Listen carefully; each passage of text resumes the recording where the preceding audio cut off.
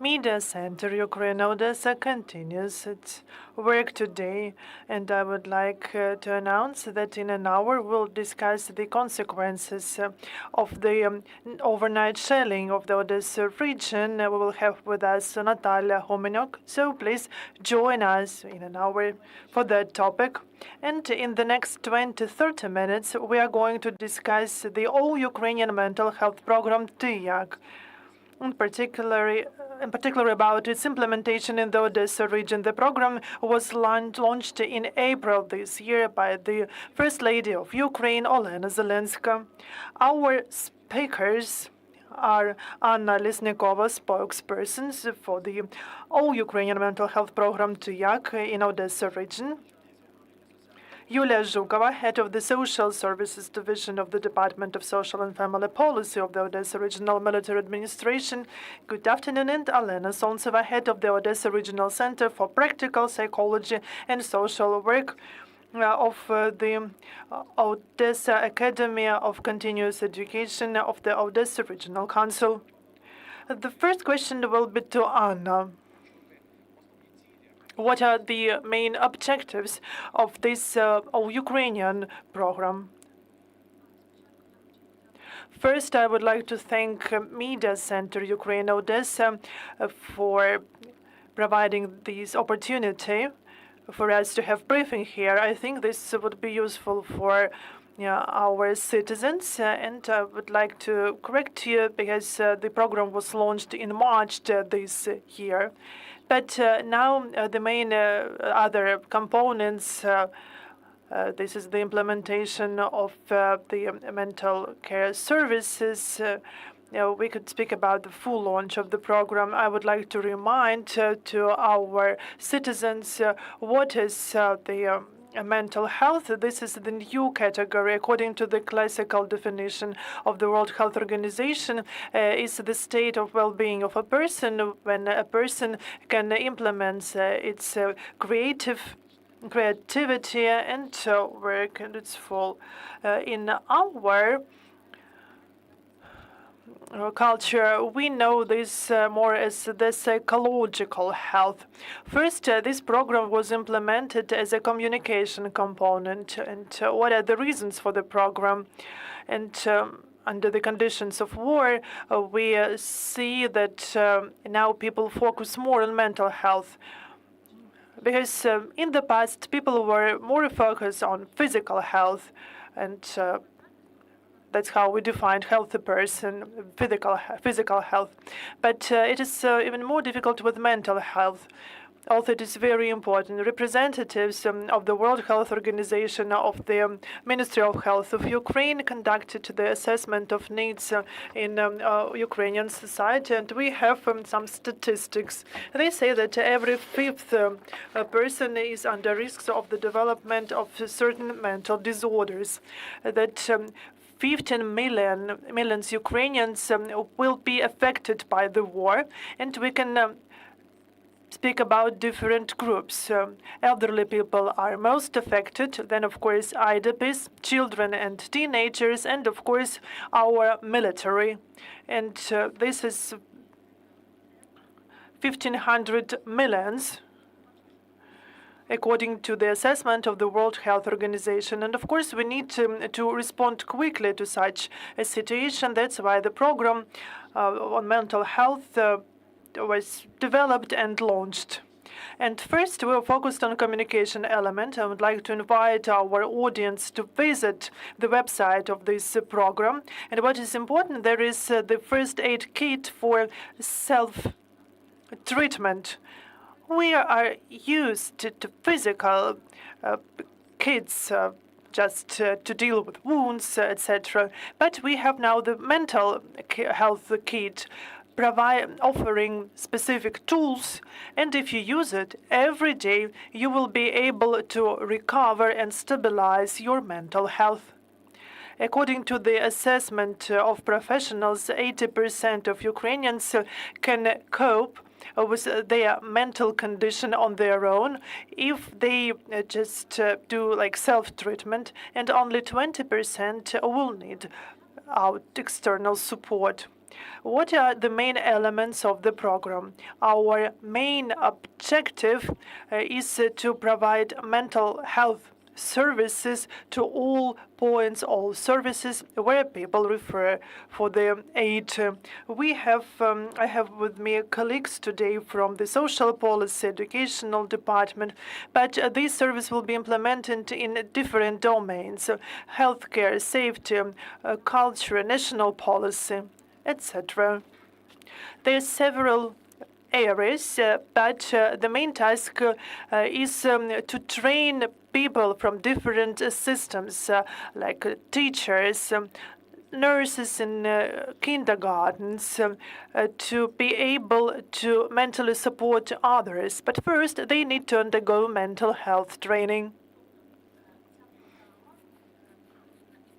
This program should implement this psychosocial service in different domains. So we use what we have.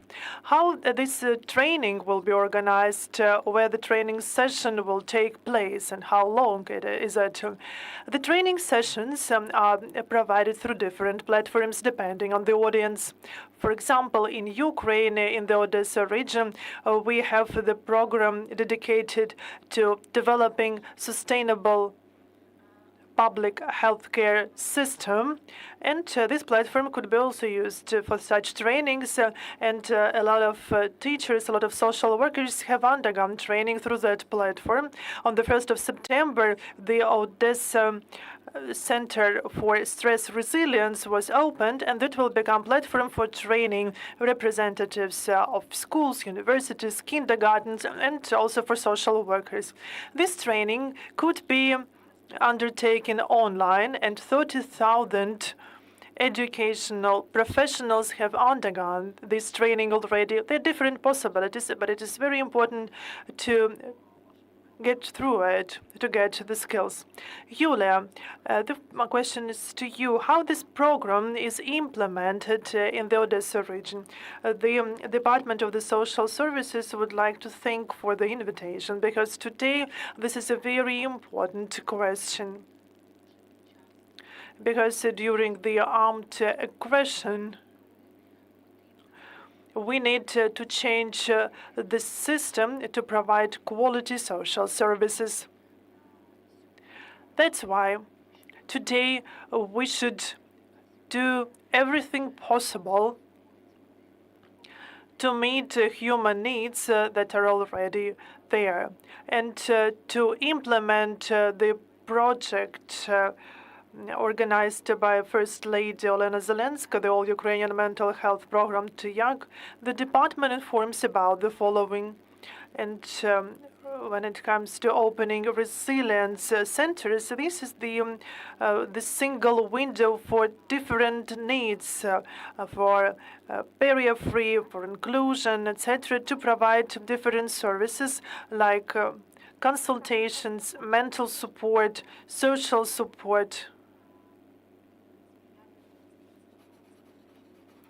And it is expected that such centers will strengthen mental resilience of people and also coordinate volunteer activity. Are the centers ready now in the Odesa region? Nowadays, we cannot say that we have them. We just say about the service which is of need for our population. It should be implemented because it is very important. And as for the complex service, it should be standardized, and of course it should be also registered. That's why the draft regulation that we have today to establish such centers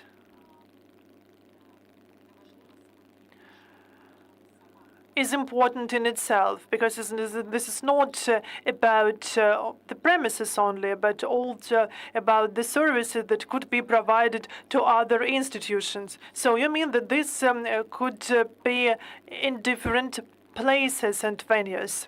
And when it comes to Odesa region, we are aware of how to provide social services, and Today, we have 121 entity providing social services. These are basic services. We have the list of social services, and there will be a new component, which is introduced as the complex social service.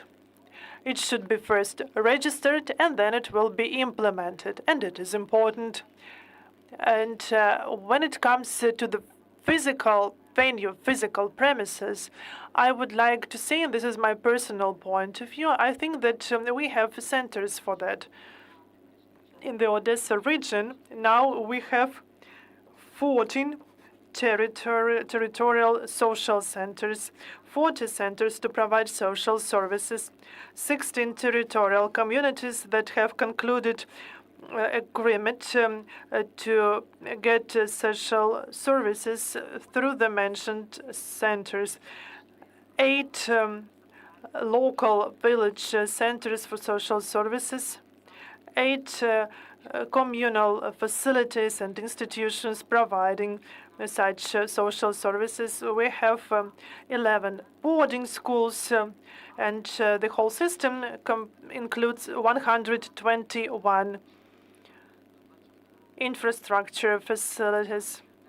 And we say that when we the institutionalization of these boarding schools or orphanages, but we will create the centers to provide complex services for our beneficiaries to get all possible services.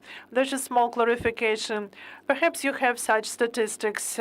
Who are in more need of such social support, the residents of villages or the residents of cities and towns?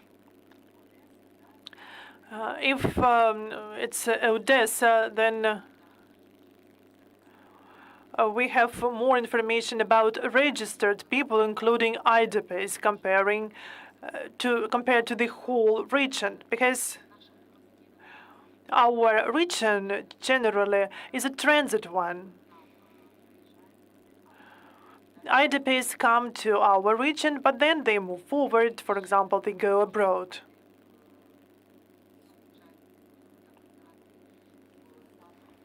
Or they go to western regions of Ukraine. More than 20,000 IDPs are staying in the region. But in the city of Odesa, there are IDPs who stay with their relatives, and I can provide statistics from the Unified IDP database. Since 2014 till today, we have more than 227,000 registered IDPs, including 58,000 children.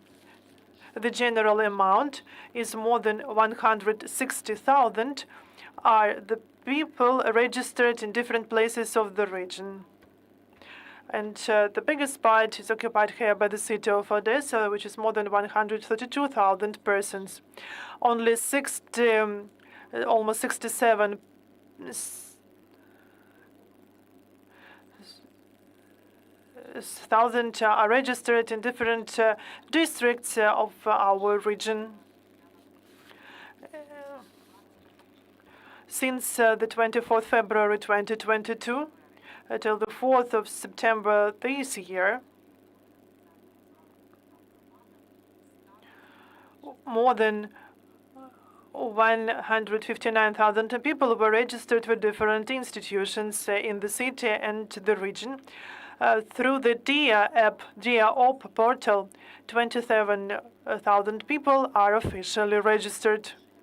On the 6th of June till the present day, in the framework of the emergency evacuation as a result of the armed aggression and the explosion at Kakhovka HPP dam,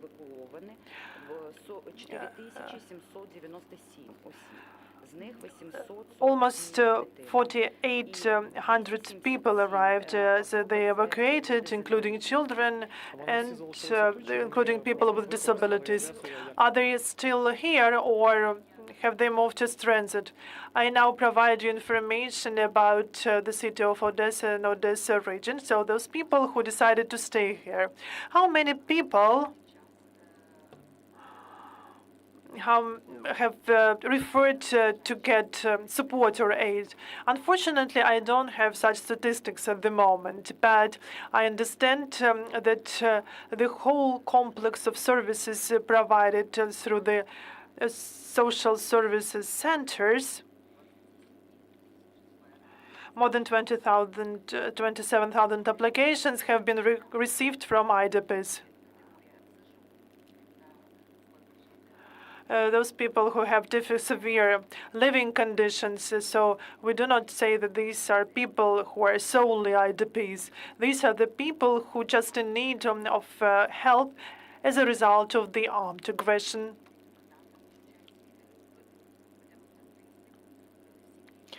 Because we monitor the whole situation with regard to all social services. And now I would like to give floor to Olena to learn more about the implementation of the All-Ukrainian mental health program, TIAC, in the educational domain. As for mental health, and our colleagues have shared how important it is. And today I'm representing the educational domain. How mental health of children and also all the participants of the educational processes. Of course, it is the responsibility of educational professionals in different educational institutions. The Odesa Mental Health Center has been opened, and this is very important because all educational professionals, all social workers could be trained there. But as for the education itself, of course, the front line is represented by teachers and tutors who also provide social, mental, and pedagogical support to all participants of educational process. That's why the mental health, when it is related to teachers, is very important. And sometimes it seems that the psychologist should be responsible for that alone, but now the psychology is a part of educational process. As for the program at the all-Ukrainian level, we have different pieces of the jigsaw puzzle, so to say, the different educational areas that are aimed at preserving mental health. And I would like, for example, to share the information about training of educational professionals when it comes to preservation and recovery of mental health. We have the program for psychological health and mental health support. More than 30,000 of teachers and 5,000 of psychologists and social workers have undergone the training. This training is provided to educational professionals working with children, dealing with the parents of students. So this means that educational professionals learn how to communicate with children, for example, if they have panic attacks. Teachers should be well aware about how children can respond to the situation.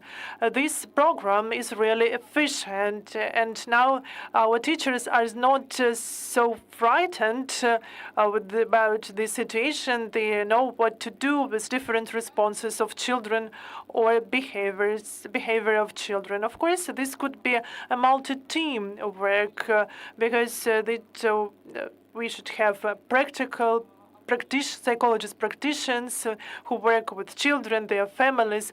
Of course, administration of educational institutions are involved in the process, communities, etc. There are different levels, and people who are in need of support and help can get it. As for training of psychologists and social teachers, at the beginning of September, the program was launched for psychologists. The trainers in this project are representatives of the Continuous Educational Academy. I'm the national trainer of this program. The program offers practical things related to the war. Because psychologists, teachers have never been taught how to work during the war. So there are different situations, emergency situations, acute responses to stress, traumas, and our professionals should be aware of all these things. They should undergo training to know what to do with this.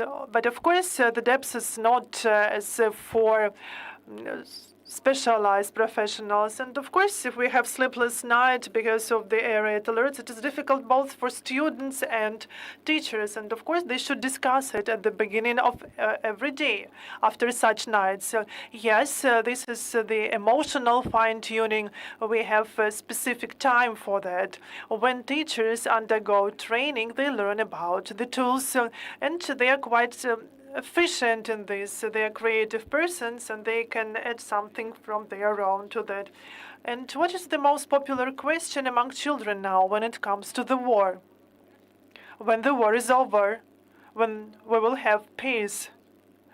And we can not provide the precise answer to this question when it happens, but we can give hope to children. Thank you. Dear colleagues, do we have questions to our guests? Good afternoon. So I have a following question to you. If you want to help children, you should start with their parents. Do you have any practical advice for parents to work together with professionals, including educational professionals? So we should preserve this triangle: a teacher, a child, and parents. If there is the connection between all the 3 points, then it will be clear what needs we should mean, then what the child's needs. And as for parents, the parents have a huge mission to cover everything, not only school, but bringing up their children, some household issues. And parents should renew their internal resources. I see Olena want to say something, and I have the questions about children. I have the specific answer. We assess the needs of the whole population of the Odesa region, and in our questionnaire, we have the question, what question would you like to get answered to? 81% of respondents, and the pool was not that big, 2,000 persons, wanted to know when the war is over or when we will have our victory. So this is the question which is of the most importance for our population, at least according to our surveys. And I would like to provide some useful information to our audience and to share details about the healthcare services. What is important? The mental social service could be now provided by your family doctor. Our family doctors can provide the psychological consultation, can provide counseling. 53% have undergone training, summit camp. And now you can refer to your family doctor. The National Healthcare Service of Ukraine developed a dashboard. It could be any territorial community, and you can use this dashboard to understand what institutions provide mental support and social support. And in our region, we have the Center for Rehabilitation of Mothers and Children, and we have multidisciplinary team that could visit different territorial communities following the request from the first level, initial level, and you can address them, you can call them, and all the contacts can be found at their official pages. So this mental and social services now closer to people. Even if you live in remote villages of our region, for example, the Reni territorial community near the border, which is far away from Odessa, you can call and actually you can get this mental and social support there. And we would like to upscale this service for it to be provided not only in a healthcare institution, but in the center providing social services in village councils. So we'd like to increase the amount of points providing such support. And this could be not only psychologists, but specially trained people who can provide such service. So you need to preserve your mental health, and I would like to wish a quick victory to everyone. And I think that under the conditions of the full-scale war, all people have become psychologists for themselves to calm down ourselves. And as far as I understand, the website of the All-Ukrainian mental health program TUYAK has trainings, video trainings for people to watch them. Yes, we have not only the first aid kit, but we also have these videos for people to watch, to understand how they can help themselves. We have announcements of all trainings, and we also have the telephones of hot lines there. People could refer to one more question. I always have questions, and this service that is for the mental health, it was contracted by the National Healthcare Service. This is the first question. Sometimes the medical treatment is needed. Is it free of charge? And this third question, can family doctors that you've mentioned provide the certificate of temporary lack of labor ability? The package 51 of the National Healthcare Service of Ukraine, this is the support to people with mental disorders at the primary link. It has been contracted, so this is the free of charge services. 20% of doctors and 10% of nurses have undergone training. They can contract that package. And we have 38 institutions, the communal and individual enterprises that could provide such a free service if you refer to your family doctor. Do you provide medicational treatment? Yes, we have 5 packages for treatment. I cannot just name all of them because we need to have a representative of the healthcare service of Ukraine. But we have 5 packages bought by the secondary and the next link. These are these psychological centers that should support our population. As for the family doctors, and you need to understand that there is a difference because between psychologists, psychotherapists, and psychiatrists. They provide different services. Psychologists do not provide for medical treatment. They can just talk to you. This is the support of mental health. And only psychiatrists can prescribe medication. These are different links. Thank you. And unfortunately, we have run out of time. We should respect time of each other. Thank you very much for being with us today. And I would like to remind that we have been discussed the All-Ukrainian mental health program TUYAK. How are you? And I would like to remind that in 30 minutes, in the media center, Center Ukraine Odessa, will discuss the consequences of the overnight shelling. We will have Natalia Gumenyuk with us, the spokesperson, and please stay tuned.